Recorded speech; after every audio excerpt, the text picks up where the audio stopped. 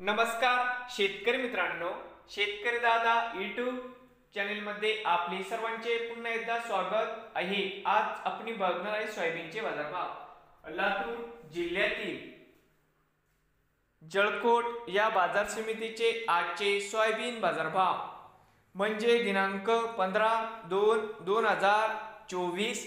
तर मित्रांनो, आत्ताच अपडेट झाले सोयाबीन भाव। सर्व शेतकऱ्यांनी हा व्हिडिओ संपूर्णपणे बघा, कुठेही स्किप करता।